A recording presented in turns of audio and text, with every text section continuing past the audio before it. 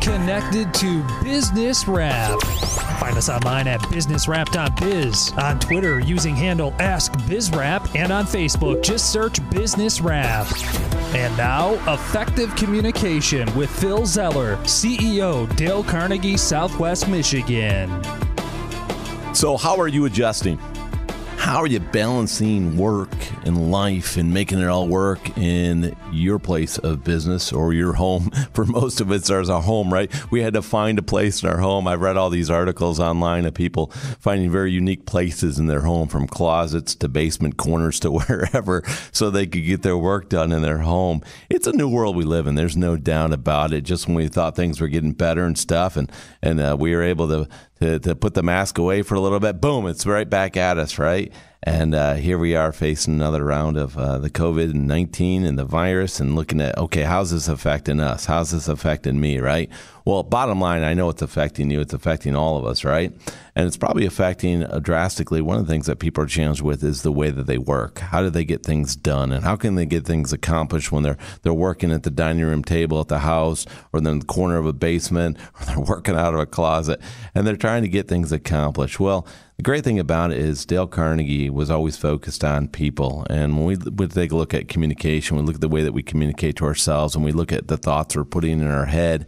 And there's a lot of things that we do to ourselves we don't even realize. We just say, I'm really busy, I'm stressed out, everything's in disarray, it's all over the place, and it's all a mess, and I don't know where I'm supposed to be right now, what I need to get done. And then what we find is we're saying those things, and what we're doing is we're actually making it tougher on ourselves. We don't realize it at the time. We're just trying to deal with the stress and the worry and anxiety of trying to keep up with it all. But the reality is we're creating more stress for ourselves.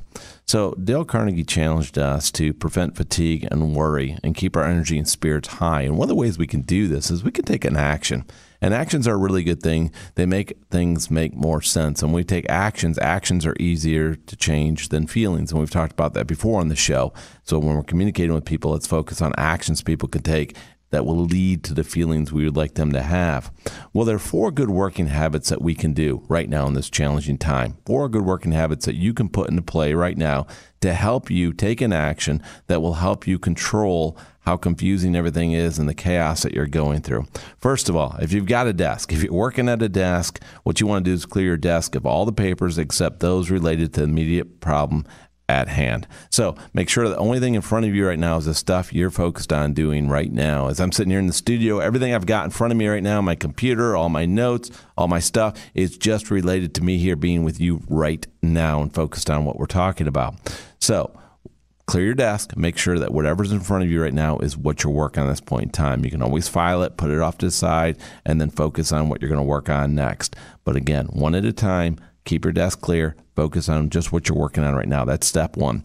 Step 2, do things in the order of their importance. What's most important? I mean, you got a list of to-dos. You got things you got to get done. You got a lot of big things to get done. You got small things to get done. But you know what's most important. So go ahead, tackle the most important ones first. Get them in the line of importance. Set up your priority list. And your priority list will govern where you focus your time, and that will help you find that focus and that clarity of your purpose in that moment and what you need to get accomplished today.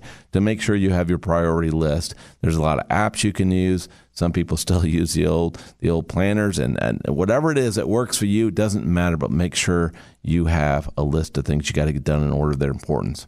And when you face a problem, solve it then and there if you have the facts necessary to make a decision. Deal with it right now. No procrastination. If you got all the information, you got all the facts, make the decision, go. Trust that you've done your research, you've got the facts, you got the material, and go with it. Don't overanalyze it. It's time to move forward. We need to focus right now and keep things going forward.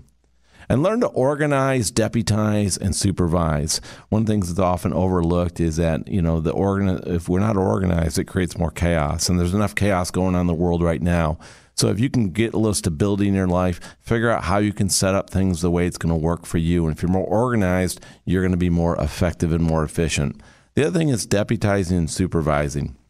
Empower people around you. Empower your kids. Empower your significant other. Empower the people you work with. Empower your customers. Empower your vendors. Empower your partners. Empower people to help you to help get things done during these difficult times. and supervise people. Make sure you're checking in with people. Make sure they're doing okay. Make sure they're doing well. Making sure that they're getting the results that they signed up for, that they said they wanted to accomplish, because they know what they need to do. And if they don't, share with them how you put a priority list together and you figured out what you need to get done, and help them by inspiring them to get the things done on their list. And that's how you supervise and get people going. You hold them accountable themselves to get the outcome that's good for them, good for you, and good for the organization. And if you do these 4 steps, what you're going to find is you're going to be much more effective every single moment of the day. Now go make it happen.